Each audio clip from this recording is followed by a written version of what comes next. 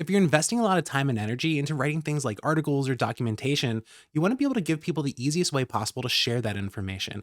And one thing I like about Medium's site is if you select some text, it gives you this little menu so that you can easily share it on Twitter or even use their highlight feature. How do we go about implementing something like that on our own? Where if you want to select some of this thought provocative information from ChatGPT, if I select it, I want to be able to have the ability to share it. So we're going to see how we can do that using the selection API inside of a React component. And with a little bit of Tailwind styling, see how we can come up with our little share menu of our own.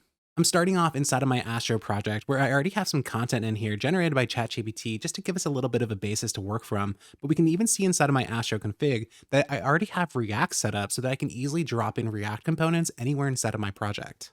Now, before we actually dig into the React part of this, let's just see how these browser APIs first work so that we can see how we can actually listen to these selection events.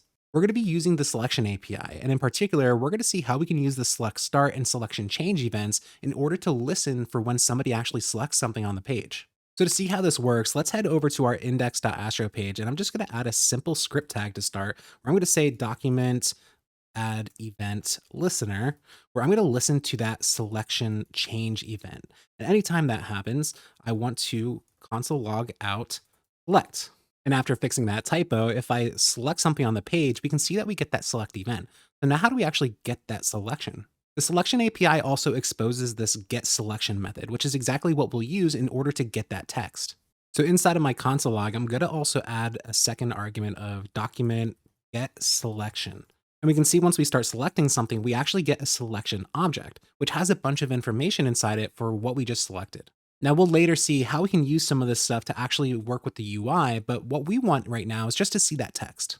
So once we have that selection, we can simply append to string at the end of it, and ignoring this TypeScript error for a second, we can actually start to see that if we start selecting something, we can see all that text that's in our selection area. But okay, cool. This was just a good way to kind of see how we are going to be working with this browser API. But now let's move into React, where I want to dynamically render that content onto the page. And while technically we could probably just use some just vanilla JavaScript in order to do this, I have a little bit easier time working with React. I like working with React. So why not add a little island component in order to make sure that we can use React in order to render this to the page? So inside of my components tree, I'm going to go ahead and create a new select menu.tsx, and inside I'll create my select menu where I'm going to create my new component and then eventually return it. I'm going to export default select menu. For now, let's just add some sample content so that we can get another to the page. We'll say select menu. We're then inside of my index or wherever you're going to want to render this to your page, we're going to now import our select menu and be sure that first of all, you spell it right, but also that you add the correct file extension, where in our case, I'm creating a TSX file. We also then want to render it to the page. So I'm going to go ahead and stick it at the top of the container that includes all my content. And the reason that I'm sticking it particularly there is because I want it relative to the parent that includes all that content, just to make it a little bit easier to absolutely position it when I'm working with it. But alternatively, if you want to use something like React portals and then put it inside of your base layout, where maybe you want to have it outside of the all of the actual content of your page and then absolutely position it to the page itself, that's also another option, which maybe I'll cover in another video. Now, as one last thing, because we're going to be using some dynamic features, we want to make sure that this React component actually mounts inside of the browser. Because by default, Astro will just render the component and whatever comes out statically so that it's not shipping that JavaScript, which is a great performance thing. But we want that interactivity. So I'm going to add the client load onto that component. So now at this point, when I refresh the page, we should be able to see that select menu text, which we can see that it is selecting still from that script at the bottom, but we can see that select menu text, which is where we're going to dynamically update. So now let's move over that script that we have on the index page, where I'm going to go ahead and I'm just going to copy or cut out this event listener to start, get rid of the script tag. I'm also going to just close the sidebar now since we'll be primarily working in the select menu. But what we want to do here is we want to, once the client mounts, we want to be able to add that event listener. The way that we're going to do that is we're going to import a use effect hook from React. And then inside of select menu, I'm going to go ahead and add a new instance of use effect. I'm going to add an empty dependency array so that it only runs once. But then I'm going to add that event listener, and let's just check and see if this works to start. We should be able to see that just like before, if we try to select some text, it's doing the exact same thing. So we're in a good spot. But now, instead of simply console logging that out, I want to store the selection so that we can use it throughout the page. So I'm going to grab my document get selection, and I'm going to store that as a constant called active selection, set that equal to get selection. And then I'm going to set a new constant of text equal to active selection, an optional chain. I'm going to add my optional chain to string method, get rid of the console log. But now that I have this text, I can store it in a state of instance, an instance state, a new instance of state so that I can actually render to the page. So let's add use state, and I'm going to set constant selection, set selection is equal to use state, where now we can say set selection and pass in our text.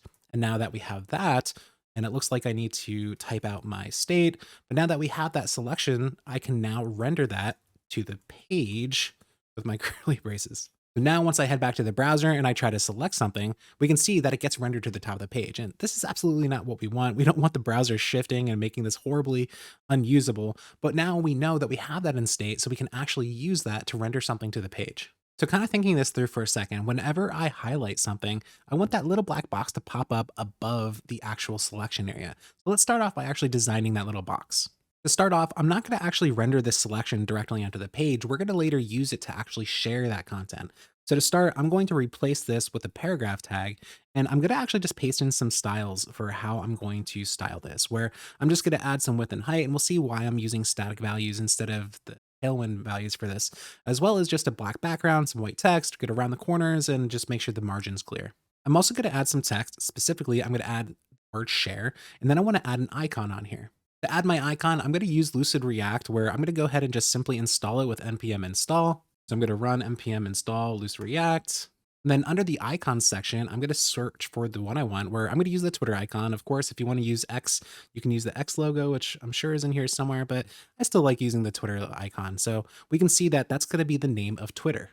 At the top of my page, I'm going to import Twitter from Lucid React. We can even see that it's marked as deprecated in here, and you should be using the X logo, but alas, I'm going to still add that to the page as my Twitter icon. Now, I also want to wrap this inside of a button because ultimately somebody's going to be clicking this and being able to share it by clicking it, which will attach an event listener a bit. I'm going to again paste in some styles for this where let me hide myself. We can go through them. I'm just going to define it as flex. I'm going to make the width and height full so that it fills the container. I'm going to add some justify between for the spacing, and I'm going to make sure that it's centered properly, and then just add a little bit of padding on the sides. We can see that that's starting to look pretty good, but I want to add a little bit more tweak where I want to make this share a little bit smaller. So I'm going to add a span. I'm going to break this down. I'm going to add a class name of text extra small. And then on the Twitter icon itself, let's make this width 5, height 5. And I'm liking the look of this a lot. So now let's actually position it inside of the page to wherever we're selecting. Now, looking in the browser, I added a console log to look at that active selection so we can see some information, and we're not actually getting much that's going to be useful for our positioning, where we do get these text nodes, but the reason why is if we select all of these things, we're going to get some different values for where the anchor of it is or where you started to select versus where the focus is, which is the end of it. And it's going to be a little bit of a hard work to try to determine where all that is with all that information. So maybe instead, we can use a little bit of a different way to approach that. Another method that is available on the selection is get range at, and we can use 0, which we can get that first node, which is what we're going to use for our positioning. So just to see what that looks like before we dive in, I'm going to add get range at 0, where this time, if we select something, we're going to see that range instead of the original selection API instance. So we can see that we now have access to those nodes, which just gives it a little bit better positioning for where we can actually start to apply this. Now, taking this a step further, on this range, we have another method, which is going to be get bounding client rectangle, which is going to allow us to get the position. So again, let's log this out, where if we actually start to select something again, we can see that we get this DOM rectangle, which is going to have all that information, including where it is relative to the page, as well as the width and the height, so we can actually position this where exactly we want. So now with this information, I want to store those values inside of state so then I can then render my little select box with that positioning. So at the top, I'm going to go ahead and create a new state instance of position, set position. I'm going to then make this a record Or let me hide myself to make sure I don't cover something. I have a string and I have a number, which is going to be all those different coordinates. But now let's actually start to store these values. So I'm going to take this active selection and I'm going to add it to a new constant of rectangle where let's just again hide myself quick just to see I just copied and pasted this in. But now we can see that we can have this in order to set our position. Now, before we move forward, one thing I want to do is if we don't have an active selection, it probably doesn't make sense to do any of this. So what I'm going to do is I'm going to simply say, if we don't have an active selection, return. And that probably makes it a little bit moot to have these optional chains, but then we can make sure that we're having all this information before we try to start using everything. So now we have our text, our rectangle, and let's actually set this position where what I'm going to use inside of that is I'm going to use the top value, the left value, which is basically going to give the XY value that we're use in order to position it for our purposes. And then we're going to store the width and height. So I'm going to redefine it as my X and my Y. So I'm going to have an X, I'm going to have a Y, I'm going to have a width, and I'm going to have a height. So let's actually grab all these values from a rectangle. So I have my rectangle left, because that will be the X, the rectangle top, the width, and I have my height here. And now that we have that position, let's actually console log that out. And before we do that, I want to add one more return statement, and that's if we don't have a text value to begin with.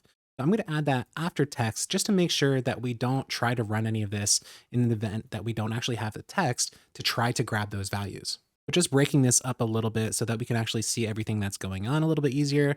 We're going to first grab that active selection. If we don't have one, return. We're going to grab the text. If we don't have any text, we're not going to go further at all. But then we're going to get that rectangle so that we can then actually set the position with it. And we're going to also select that text or set that text into state. So now heading to the browser, if I go ahead and highlight some stuff, we can see that we now get those XY coordinates as well as the width and height that we can now use to position this thing on top of the content. Now to apply these, we're going to use the paragraph tag where in particular, I'm going to add a style prop to this where we're going to use transform. So we're going to use translate 3D. So inside we're going to be able to pass in an X value, a Y value, and a Z value, which we're not going to use Z. So we're going to just pass in a 0, but we can dynamically set these values. So we have our position.x with pixels, our position, let me hide myself, my position y, and then pixels as well, and then simply 0, which will be able to set this. But as we can see, we're getting TypeScript errors. That position might not actually exist. So one thing that we want to do is let's actually make sure that we have a selection before rendering this thing to the page. I'm going to add selection, and then I'm going to make sure I wrap that paragraph tag with that. Now, technically, I'm not checking for position, and actually, I think I might have actually misspelled that. Caution. So I'm going to change that to position to start. But now that I have that position, I'm going to actually just check and see that we have the position as well before we try to, well, position it on the page. So now if we head to the browser and try to select things, we can see that it's kind of working. It's going on the page somewhere, but it's not actually where we want it to go. We never actually set our absolute positioning on the paragraph tag to start. So it's not starting from the location that we want when setting those coordinates. So I'm going to add absolute. I'm going to set a top of 0 and a left of 0. And we can start to see if we're selecting, it's working a little better, but it's still not quite there. What's happening now is we're not positioning this box to the center of that element. We're just sticking it to the left side, which is where that top left is actually showing. What we want to do now is we want to stick it in the middle of that. To do that, whenever we're setting this position, we also want to add half of the value of the actual full rectangle. So I'm going to add some math here, rectangle dot width divided by 2. And trying this again, that's looking a lot better, but now it's not accounting for the width of the element itself. And now we just need to shift it over a little bit based on that width. And that's why I initially set this width and this height to static values so that we can use that as part of that calculation. And now we have 80, so we can say minus 80 divide by 2. And technically I can just add 40, but I like to use that value just so that I can kind of imagine where that's coming from when I'm trying to determine or actually look back and see how that math is working. Now in the browser, if I start to scroll or select something again, we can see that that's looking much better. But we still have another problem. If I scroll down here and try to select something down here, I don't actually see it. But if I scroll up, we can see that it's up here. And now what I'm not accounting for is the actual scroll of the page. So let's take that Windows scroll amount and tack that onto the Y value. So on here, I'm going to say plus window scroll Y. Now, no matter where I actually start to select something, whether it's down on the page, we can see that it's positioning itself mostly correctly. And one thing we're again not taking advantage of is if we look at this box, we're not accounting for the height of the box itself, where we want it to sit up on top of that box. So let's also subtract 30, which is going to be the static height of that box. And selecting some text again, we can see that it's sitting nicely on top. Now, one thing that this doesn't have is I like how it sometimes has a little arrow when I'm doing this in Medium, for instance, to kind of point down to the content that it's selecting. Now, I'm not going to thoroughly walk through this, but what I'm going to do is I'm going to add an after element on my paragraph tag so that I can make that little arrow with just some CSS. So I'm going to go ahead and paste this in. I'm going to hide myself, and we could see how long this statement is. It's a little bit absurd, but we can see that we're positioning this, we're positioning it absolutely, and we're using some tricky border in order to actually show that we're going to have a little bit of a triangle. And we'll see that in a second here. So we see all that CSS that makes it. And if you want to check that out, you can find the code for all this inside of the description. But once I highlight some text, we can see it has that nice little arrow. But now I want that box up even higher. So at this point, I'm just going to update my top of 0 to negative top 2. And I think that's looking really great now. So moving forward, when I select any of this text here, I don't like how it's constantly updating the position. I don't think that's really giving a great experience. And what I want to happen is I don't want it to show that until I've actually stopped selecting. Now, I could probably keep this selection change and figure it out from there, but we can think of a different event that we can use, and that's the select start event, where on top of the select start, maybe I have a mouse up or touch up event so that what's going to happen is I can detect when it started. I can then put it in a state that it's actively selecting, and then I can listen for that mouse up or touch up to determine that it's stopped doing that. At that point, I can grab the selection, store it into state, and then eventually pop that little pop up. In addition to solving the jumping around of that little pop-up, if we notice after we select it, it's gonna just stick there until I actually start to select something again. And it just never hides, even if I don't have anything selected. So to start off inside of my code, I'm gonna create a new instance of state, and I'm gonna just call that state, where what we're gonna do is we're going to use a string to define what state our selection process is in. So is it currently just ready, waiting for somebody to select, or is it actually in the process of selecting, or is it selected? Inside of my use effect, I'm going to add a new event listener, and I'm going to listen for that select start. And inside of that, I'm going to say whenever that fires, I want to run set state, and I'm going to say selecting. Let's just log out that selecting instead of position so that we can see that happen. So back inside of the browser, if I now select something, we can see that it's currently selecting. Now, because in that process of selecting, we also want to remove the previous results, let's also set this set selection as undefined just to clear out those results because we know we're getting new results. But now what we want to happen is we want to listen for whenever somebody is done selecting. And there's not a select end event, but what we can do is we can listen for the mouse up, or if we're on a mobile device, the touch end events, which will allow us to say, first of all, are we currently in a state of selecting? And if we are, it makes sense that this mouse up or touch end will be the end of that selected state. So inside of my code, I'm going to clone the select start and add mouse up. But what I want to happen is I want to basically do the same thing I'm doing inside of selection change, except I want to do that after it's finished selecting so that I can check if there's any results and store them if I have them. So I'm going to go ahead and copy all this code. I'm going to comment this out as well. And then I'm going to stick this inside of mouse up.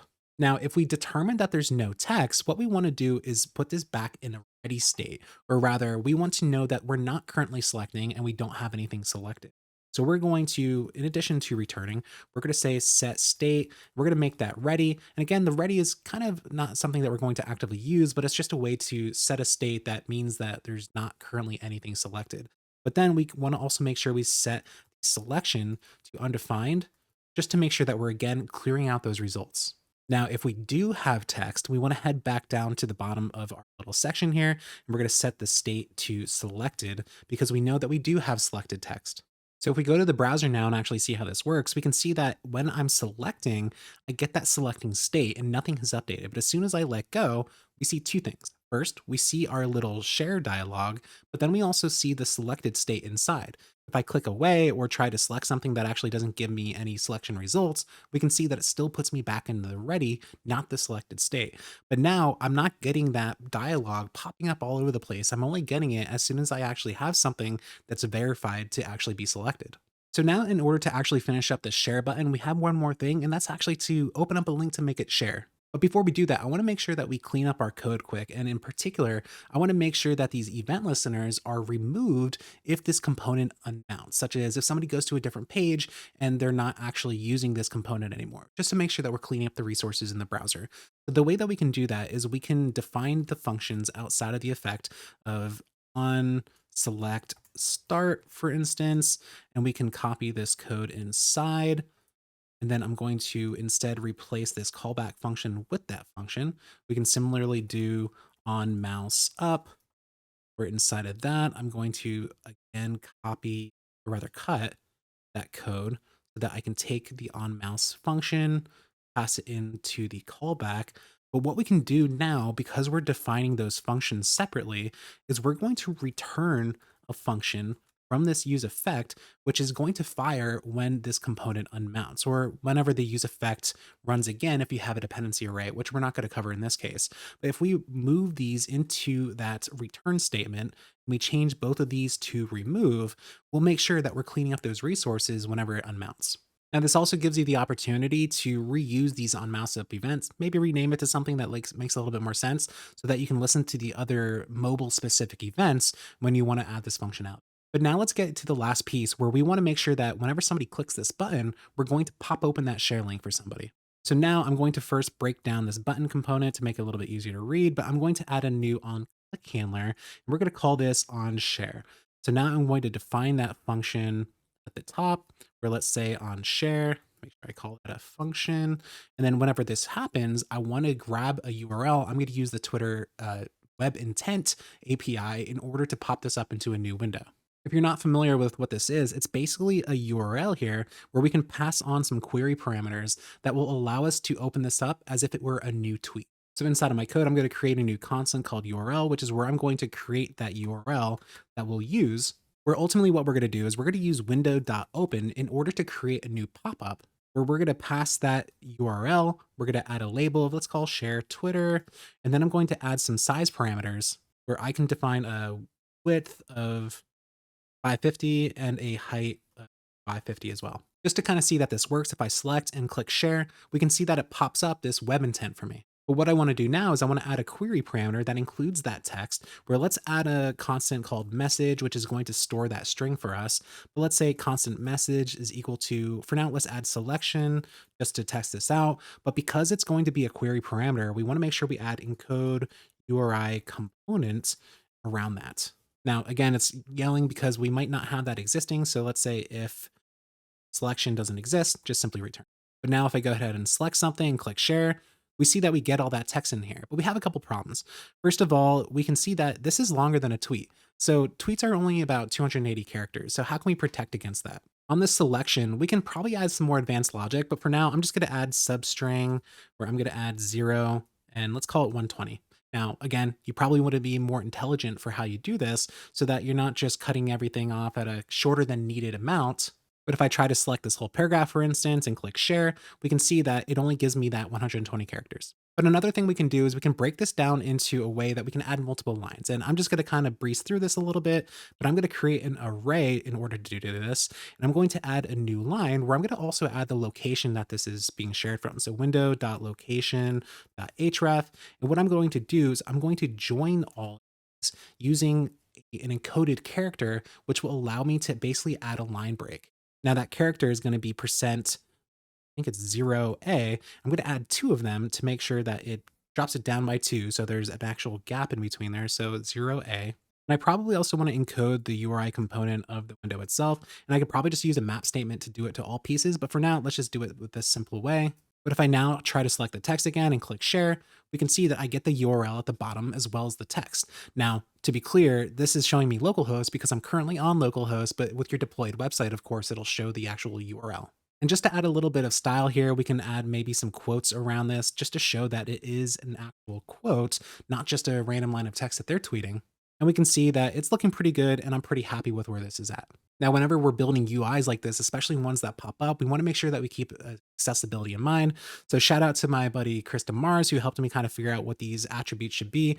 Where I have a role of dialogue, I'm going to have a labeled by share, which I can set an ID on my share text to associate it with that for that label. And then I'm going to make sure that I define that it has a pop up of that dialogue. There's also different ways of being able to present this, such as maybe if I want to select it, I have a little toast at the bottom, and I'm using Sonner to do this. You can see the example code inside of the project if you want to check out how to do this, but we can see we don't really necessarily need to build that manual little tooltip, even though I kind of like the UX of that. We can do really whatever we want in order to give somebody the ability to share the little snippet. Now, we also want to make sure that with little overlay UIs like this, that if somebody clicks outside or hits escape, it's going to close no matter what. So next up, let's see how we can detect clicks anywhere on a page or hits an escape key to close a UI in React.